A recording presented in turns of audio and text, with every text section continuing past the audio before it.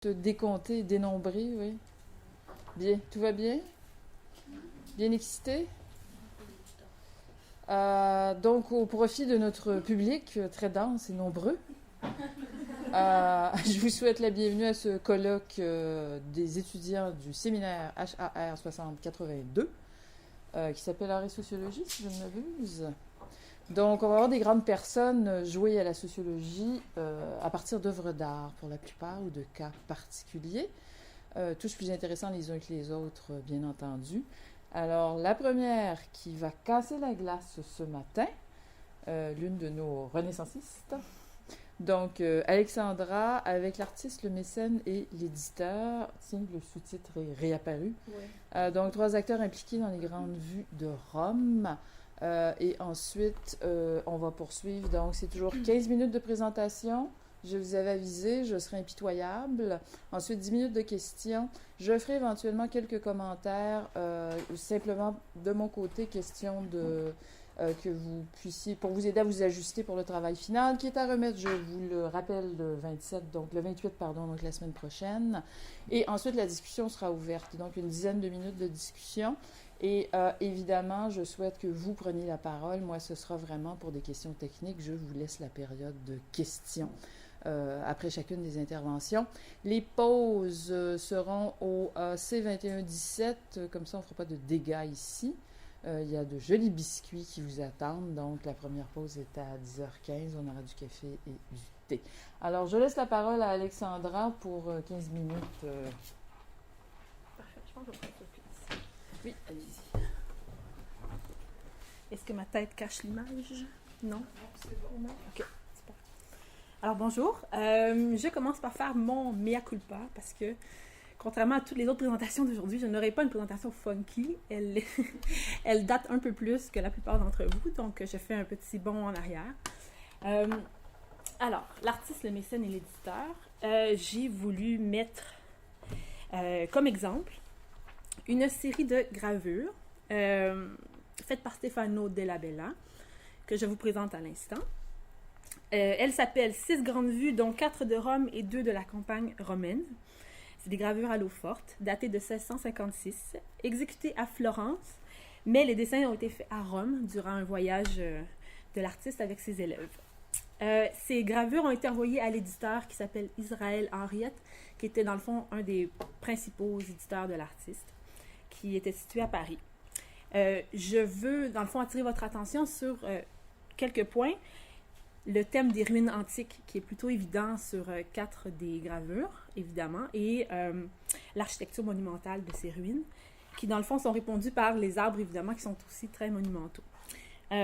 Et ensuite, bon, évidemment, faire aussi en fait, concentrer l'attention sur le fait que le thème des ruines antiques était très contemporain à l'époque. Donc, c'est sûr que ça répond au goût du public, ça répond au goût des mécènes et tout ça. Et j'insiste aussi sur un point. Pour la première gravure en haut à gauche et celle en bas à gauche, il y a la figure du dessinateur, celle très petite de celle d'en dessous et celle un peu plus, la présence du dessinateur un peu plus évidente dans la première, qui servait de frontispice à cette série. Alors, ensuite, les acteurs. Diagramme maison, je vous excuse d'avance. Je mets ce diagramme-là qui semble très simple, mais juste pour mettre en évidence les 3 acteurs principaux de mon exemple que je vous présente aujourd'hui. Donc, en premier à gauche, les Médicis, qui sont les mécènes. En fait, le mécène, il joue le rôle du mécène aujourd'hui, et particulièrement Lorenzo de Médicis, qui était le mécène principal de l'artiste en question. Principal commanditaire. Donc, ensuite, en haut, l'artiste, Stefano Della Bella, et par la suite, à droite, Israël Henriette, éditeur, que j'appelle communément, et c'est moi qui trouve ce terme, commanditaire commercial. Je trouve que ça résume bien. Il édite donc la majeure partie des productions de Stefano Della Bella. L'importance de ça aussi, les flèches qui sont vers le haut, je voulais symboliser un peu l'influence, parce que les 2 acteurs, gauche et droite, influencent l'artiste dans cette production artistique. Alors, quelques points concernant l'artiste. Stefano Della Bella, né à Florence en 1610, mort en 1664, graveur-dessinateur. Son mécène principal, comme je l'ai dit plus tôt, Lorenzo de Médicis. Dès ses 23 ans, l'artiste commence déjà à faire des œuvres qu'il dédie à la famille Médicis. Donc, peut-être une forme de séduction pour peut-être attirer le mécénat. Voyage à Rome avec l'approbation de son mécène, très important. À chacun de ses voyages, il doit avoir l'approbation de son mécène pour partir. Et il souligne tout le temps l'idée de l'apprentissage ou du perfectionnement pour partir en voyage. Évidemment, l'antique joue un rôle important, compte tenu qu'à cette époque, la formation se faisait beaucoup par l'Antiquité. Il séjourne dans une villa appartenant à la famille Médicis, donc il est quand même aidé tout le long. Ensuite, toujours avec l'accord de son protecteur, séjourne à Paris à partir de 1639, sous le motif, toujours comme je l'ai dit, de se perfectionner. Lorenzo de Médicis maintient la rente mensuelle. En effet, il offre une rente mensuelle à l'artiste tout au long de son voyage. Malgré tout, je le dirai un peu plus tard, l'artiste a besoin d'un peu plus d'argent, ce qui fait qu'il va faire affaire avec les éditeurs à ce moment-là. Il crée des relations amicales et commerciales avec les éditeurs de Paris, je tiens à le souligner aussi. Et même son voyage à Paris lui permet de faire des commandes pour d'autres. Donc, exemple, le cardinal Mazarin qui va l'employer pour faire des œuvres, pour mettre en valeur le pouvoir français aussi. Alors, voilà. Le mécène principal, Don Lorenzo de Médicis. C'est un mécénat politique, selon Michel Molla dans son article sur les aspects économiques du mécénat, qui implique le mécénat princier, qu'on appelle, et c'est lié au pouvoir et au goût personnel du mécène. Le pape Urbain VIII encourage à l'époque, en 1623, beaucoup le mécénat auprès des gens influents du pays. Les Médicis sont une famille de marchands qui ont fait leur place grâce à leur tactique commerciale et stratégique. Ils sont très au courant du pouvoir de l'art aussi, des relations avec les artistes et sont mécènes dès le départ. La ville de Rome, évidemment, et l'Antiquité romaine est très importante à l'époque. C'est des attraits considérables et pour les artistes et pour les aristocrates. La formation est donc ainsi assurée aussi de cette manière. Et Rome est un symbole. L'artiste tient à y aller parce que ça répond à la hauteur de ses talents. Donc, je finis pour dire en fait que la relation mécène-artiste valorise énormément l'image du commanditaire qui tient à s'associer à des artistes de talent. C'est très bien vu à l'époque et pour la renommée aussi de l'artiste qui se fait connaître grâce à cela. Voilà. Donc, pour la famille Médicis, Della Bella conçoit plusieurs travaux artistiques. J'en mets quelques exemples, principalement des fêtes, des ballets de chevaux, du théâtre. C'est une vie publique très active et Della Bella utilise beaucoup ces occasions-là pour recréer des œuvres d'art. La production artistique de Della Bella est établie dès le départ et assure la publicité des représentations médicéennes, et ce, dans le fond, même avant son départ à Paris. C'était clair qu'il était très, très relié à la famille Médicis. Le lien est continuel avec le mécène dès le départ et même durant son voyage. Les permissions, comme je l'ai mentionné plus tôt, sont accordées pour les voyages et le maintien de la rente mensuelle. À son retour de Paris en 1650, Della Bella est sous la protection de Mathias de Médicis. Donc, tout au long de sa carrière, jusqu'à sa mort, il sera protégé par cette famille. Alors, c'est ça. Puis une production toujours aussi destinée aux éditeurs parisiens, jusqu'à la fin de sa carrière aussi. Alors, l'artiste et l'éditeur. Principal éditeur, je l'ai dit, Israël Henriette. La motivation financière est évidente aussi, parce que selon une correspondance de l'époque, Della Bella manque d'argent quand même un peu. Donc, il s'en va vendre ses œuvres, qui sont aussi... en fait, la demande est très claire à l'époque. Jacques Callot est un ancien... en fait, il est décédé à ce moment-là, mais c'est un artiste qui fait des travaux très semblables à Della Bella. Della Bella, d'ailleurs, copie Jacques Callot dès le départ pour sa propre formation. Alors, la demande est encore présente. La clientèle veut encore des œuvres de ce style, et Della Bella y répond à son arrivée.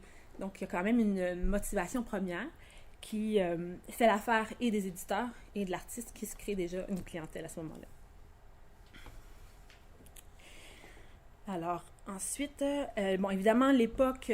en fait, ce que je voudrais rajouter, les relations commerciales et amicales qui forment un réseau actif. Ce qui est important de comprendre à l'époque, c'est que l'artiste pouvait travailler pour d'autres éditeurs. Et c'était vraiment un réseau ouvert, c'était des relations d'amitié. Alors, ça pouvait permettre aussi d'augmenter un peu les ventes de ses œuvres à ce moment-là. La diffusion et la commercialisation étaient actives de la part des éditeurs d'estampes qui sont, dans le fond, marchands d'estampes. Il y a de la publicité, il y a une vitrine, ils sont au courant des nouvelles innovations et ils en font vraiment part de façon active. Voilà. Je vous les remontre un instant. Je crois que je suis allée vraiment très vite. Je suis désolée. Je pense que je suis presque à la fin. Je vous les remonte pour vous donner encore l'aperçu. Oui, hein? Donc, je vais aller un peu plus lentement. Alors, je conclue. Je vous ai fait ça très, très vite. Mais en fait, l'idée, c'est que je voulais mettre en place le fait que l'artiste a été en lien non pas seulement avec le mécène, mais vraiment avec les éditeurs qui sont dans le fond des commanditaires commerciaux. Ce qui fait qu'il y a eu quand même une influence de part et d'autre.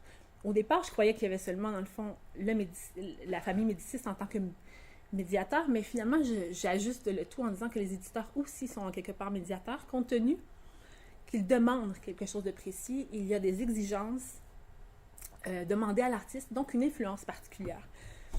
Évidemment, l'artiste répond à cette demande pour se créer une clientèle, pour se créer une image aussi. Une production artistique qui ne déroge pas du goût contemporain, ce qui assure en fait une fidélité aux Médicis, évidemment, aux mécènes, mais aussi une garantie de protection continuelle tout au long de sa carrière.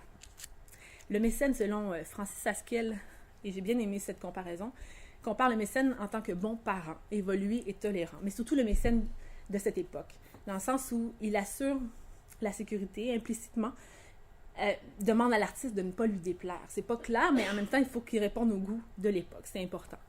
Ensuite, l'éditeur, par son intérêt actif dans le réseau de l'art et sa participation aux nouvelles tendances, influence l'artiste et lui assure une clientèle en échange. C'est très clair que cet acteur-là est actif à cette période malgré tout. Et moi, ce que je me questionne et ce que je propose pour finir, c'est que pour déjouer ces influences, Delabella voyage, lui permet dans le fond de travailler avec d'autres et non pas seulement pour la famille Médicis. Ça élargit les horizons. Ensuite, ajoute sa touche personnelle dans le style de ses œuvres. Il se détache finalement du style de Jacques Callot. Et finalement, je me questionne aussi, est-ce qu'en inscrivant la figure du dessinateur dans ses dessins, il ne s'approprie pas davantage aussi l'œuvre d'art? Alors voilà.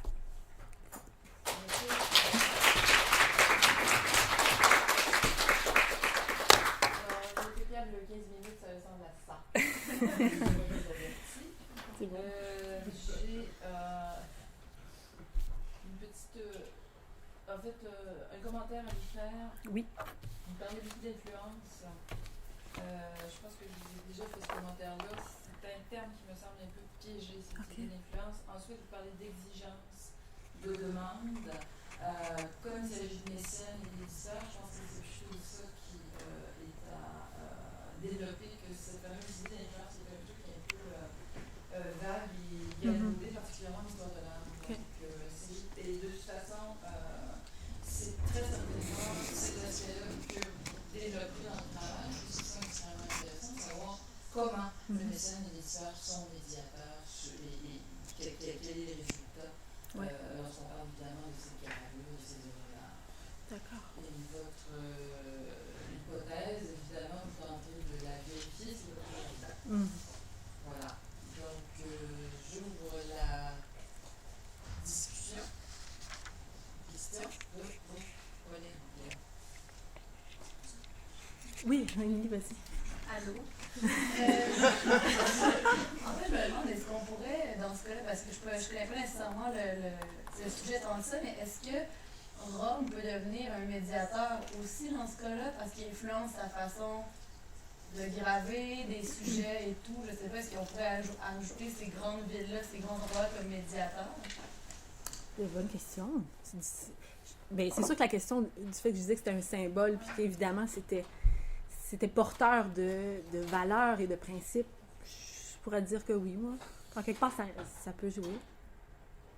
Mais en même temps, je pense que l'artiste a quand même la possibilité. Il peut le faire, il ne peut pas tant le faire comme il le veut, mais il peut positionner les ruines antiques à sa manière aussi. Fait que peut-être qu'il y a une... Je sais pas, mais ce serait pas, c'est pas une mauvaise idée. Ouais.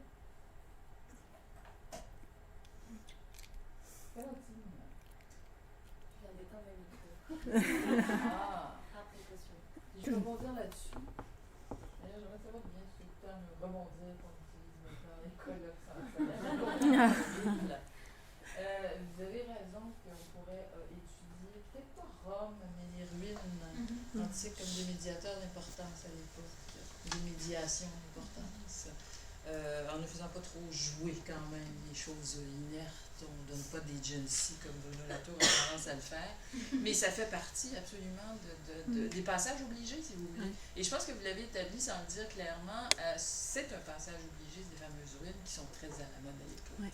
Ouais. Donc, pour faire quelque chose qui marche bien, qui se popularise, clairement, il y a besoin de ça. Ouais. Une très bonne question, Émilie. D'autres questions? Philippe? Ah, voilà, ok. Alors, je me demandais, moi, je ne me connais pas très bien en Renaissance, mais dans ce triangle-là, l'éditeur, le mécène et l'artiste, qui a la propriété sur l'œuvre en fin de compte? Ben, je crois que c'est l'éditeur par la suite. Parce que en fait, c'est lui, mais en fait, le nom de l'artiste est inscrit, le nom de l'éditeur aussi, à la base. Okay, Ouais. Okay. Ouais. Puis le mécène, lui, s'efface complètement. Ben, il s'efface de lui, en fait, c'est la question de s'associer à un artiste qui est davantage important. Puis il lui permet d'ailleurs de travailler pour les autres commanditaires dans un sens. Mais c'est comme la renommée qui est reliée à ça, je crois, dans ce sens-ci. Oui. Ma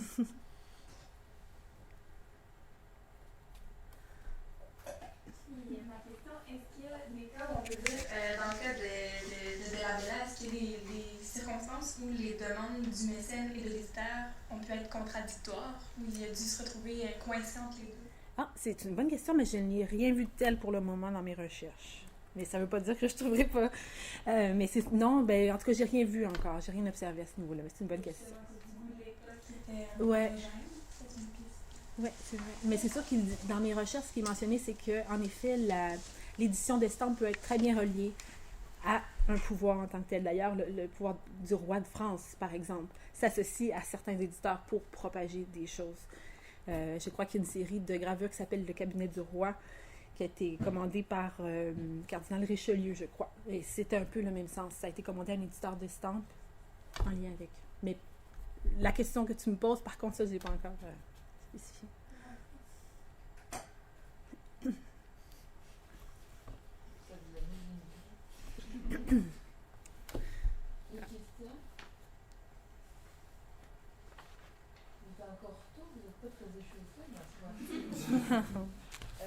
Moi, j'ai cette question un peu, est-ce que votre mémoire porte sur ces gravures ou c'est quelque chose qui est parallèle à ce que vous étudiez dans votre mémoire? Ça va peut-être en faire partie, mais ce ne sera pas le sujet principal. Mais j'ai inclus la figure du dessinateur un peu, parce que en effet, ça va être abordé. Puis d'ailleurs, je vais sûrement parler surtout peut-être de la première gravure de la série qu'on voit Cosme 3, qui est le jeune garçon qui dessine. Parce que il y a la question d'apprentissage et d'enseignement sur laquelle je vais travailler aussi par rapport à cet artiste-là qui a enseigné, qui a eu des élèves. Ok, donc vous ne travaillez pas nécessairement sur un corpus de gravures comme tel? Ben, en fait, c'est beaucoup des gravures, des dessins. Des gravures. Ouais. Okay. Et dessins aussi? Oui. Vous n'avez pas de tableau? Non, pas de couleur. Même si à la base, je voulais de la couleur, j'ai pas de couleur. On aime ça, c'est pas grave. C'est beau. Ouais. C'est vrai. J'apprends à l'apprécier. Vous êtes venu, vous préfériez les couleurs? Non, mais en fait, je me suis toujours dit dans la vie, on a des fois des objectifs, mais ça change et je crois qu'il faut accepter de changer. Il faut apprendre. C'est pour ça. Très beau mot de la fin. À vous, d'autres questions, interventions, commentaires? J'ai d'autres questions. Allez-y. Premièrement, je me demandais, notre recherche de la Bella, est-ce qu'il faisait juste la gravure? Juste dessin et gravure. Juste dessin et gravure? Oui. Okay. Puis vous parlez souvent. C'est le contexte. Donc, d'exigence de la part du commanditaire ou du mécène, puis je me demande sous quelle forme ces exigences-là pouvaient être amenées. Par rapport à l'éditeur, un exemple, il y avait un contrat d'établi. Okay. C'était signé ensemble. Dans le contrat, est-ce qu'il y avait des trucs esthétiques du genre... moi, j'ai pas vu de contrat en tant que tel, j'ai pas observé quoi que ce soit, mais je crois qu'il fallait certains thèmes, sujets. Oui, il y avait une demande. Comme par exemple, des livres pour apprendre à dessiner aussi, c'était quand même courant à l'époque, alors ça a été demandé de cette manière quand même, je suis sûre. Mais il faudrait que j'approfondisse encore, là, c'est certain, je suis encore dans mes débuts. Ouais. Mais par rapport aux mécènes, moi, mon impression, il n'y a rien de très, très clair ou précis dans les documents. D'ailleurs, c'est un peu le défi avec cet artiste, c'est que c'est beaucoup, beaucoup des documents qui datent. Ça fait un bout de temps. Bon, en fait, des fois, c'est les catalogues d'exposition plus récents qui me permettent d'avoir plus d'infos, mais c'est toujours sous forme d'hypothèse, là, mais c'est sûr qu'il y avait une question quand même d'image à propager pour la famille Médicis. C'était clair, les fêtes, les célébrations étaient reliées aux décisions politiques, à des contextes politiques, à des contextes de relations. On faisait, dans le fond, on mettait en valeur l'arrivée des grands aristocrates dans la ville. C'était comme important. C'était vraiment important à ce moment-là, mais j'ai rien de Mais il précis. reste pas de traces. Ouais. Bon, en tout cas, jusqu'à maintenant, je suis un peu... Quand vous dites que ce sont des choses plus anciennes, c'est qu'on doit comprendre que c'est un artiste qui est très peu étudié de façon récente. De façon récente, oui. Oui, puis c'est un peu l'intérêt de faire mon mémoire là-dessus. Là. Je disais à M. Ribouillot que je voulais contribuer. Alors, on en a discuté, puis c'est parfait pour ça, ça donne envie. Oui, ça, de remettre à jour. Oui. Vous arrivez à alimenter quand même votre... Oui. C'est pas mal. Oui, jusqu'à maintenant, oui. Par curiosité, les sources Oui. secondaires auxquelles tu as accès datent de quand? Ben, en fait, si on parle juste le catalogue raisonné, par exemple, le dernier catalogue raisonné date de 1974. Il n'y en a pas eu d'autres. Toutefois, tous les documents, en gros, que je consulte par rapport à cet artiste-là font référence à ce catalogue. Il y a beaucoup, beaucoup de choses. Les années 70, vraiment, c'est plus... Par rapport à l'artiste, précisément. Par rapport à d'autres sujets connexes ou le contexte historique, c'est sûr qu'il y a des choses plus récentes. Mais par rapport à lui, c'est ça. Ouais. Je savais pas que vous seriez aussi intéressé par mon sujet. C'est super. Est-ce que c'est des choses plus vieilles que c'est moins, comment vous avez dit tout à l'heure? Moins funky. Ça, c'est le mot de Candice, dès le départ de ce matin. C'est un sujet très très funky. Je suis Cassandre aussi, un sujet hyper. Oui, mais elle l'a modernisé parce qu'elle parle du phénomène actuel par rapport à lui. Oui, mais vous êtes tout à fait dans le ton avec vos gravures et puis vos médiations. Le mécène est quand même une figure qui est toujours extrêmement intéressante et l'éditeur est peut-être une figure moins présente. En effet. Alors que c'est absolument un médiateur d'importance. Oui. Je pense qu'on l'a vu un peu avec le texte de Stephen Bann aussi, qui est à mon avis très intéressant par rapport à ça. Évidemment, c'est un peu plus tardif, c'est 19e, mais c'est très intéressant par rapport à ce qui se passe autour de ça. D'autres interventions? En fait, on pourra passer à Gazaline, mais je dois dire que je me suis trompée. Vous n'avez pas fait 15 minutes, vous en avez fait 10. Ah oui? Oui. Mais les questions Oui, remplissent les 5 minutes. Non, c'est ma faute. Ok, non, mais un 15 minutes bien fait, ça ressemble à ça. En fait, tu as 10 minutes bien fait, Alexandra. c'est ça, c'est mon défaut. Mais il est quand même permis, j'ai pas fermé la porte à ça, en ce sens que la période de questions fait foi aussi de l'intérêt de la chose. Ce qui devrait normalement vous amener être un peu plus provocatrice. Ah, d'accord. Bien, on pourra arrêter là-dessus. Autre chose? Très bien, alors on remercie Alexandra.